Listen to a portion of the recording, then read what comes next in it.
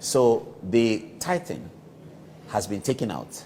The tithing has been taken out. For the reason that what? It is unrighteous? But no, for the reason that there's a legalism in it. That legalism is what Jesus took out. But there are lessons from the tithe. Romans chapter 15 verse 4 tells us. I need to break that down. Yes. The legalism of the tithe is what has been taken away. That if you don't pay the tithe, you don't You're get under this. a curse. That if you don't do this, you don't get this. That has been taken out. Whatever the tithe provides, yes, you can get it without tithing. Whatever the tithe, sure, yes, you can get it from whatever God. they told you, the promises that they gave you, get it from God without tithing. Without tithing, you don't need to tithe for that. Yes. Okay. However, if you tithe, there's nothing wrong with it. No, there's nothing wrong with the tithe. Okay. Nothing is wrong with tithing. But you won't get anything out of it. Tithing is just 10% now. So why do we tithe? Well, in my church, they talk about first fruits, which they call the New Testament tithe. I'm coming to which can be more than 10%. I'm coming to the first fruits. Yeah. Now, so what is tithe? 10th. If people under the blood, because that's the Moses law. Yes, that's so we want to go beyond that. Now, in the New Testament, we don't percent. There's no percentage for the believer. It's from your heart. But there's generosity. Yes. You give from your heart. As a man has proposed in his heart, so let him. So you're saying don't ask the congregation to give tithe, but encourage them to give to the church. Oh, sure. Those are the lessons from the tithe. Romans chapter 15 verse 4. What things were taught are for? They were taught for our learning, that we through patience and comfort of the scriptures might have hope. So the question will be this: what was the tithe used for?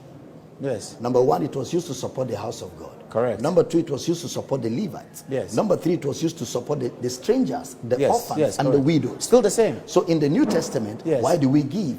We give to support the work of God. Absolutely. Why do we give? We give to support the man of God. Yeah. Why do we give? We give to support the poor, the widows, and the orphans in the church. Correct. But in the New Testament, there's no legalism attached to it. Moreover, if people under the blood of bulls and goats were giving 10%, how much more a man under the blood of Christ? To give more. So generosity. That's what the first fruit much more giving. No, the first fruit is not. So you are not against tithing after all, Abel Damina? No, I'm not. I don't. You see, let people not.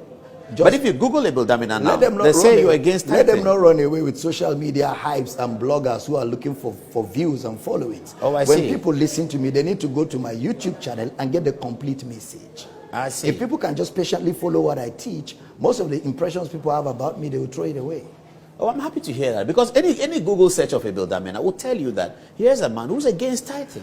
So I was surprised. Because bloggers who are looking for following and views. So do you have a period in your church where they say it's tithing time? Bring your. No, we don't have tithing in our church. We ask people to give generously. So how many offerings do you take during the service? We give like 2 offerings during the service. Yes, which is the same for many churches. Yeah, 2 offerings. One offering is the offering we give in honor of the word of God to enable us to do more for the kingdom. And then the second offering are the offerings we give for bills to be paid, TV, broadcast, radio, and all of that, basically.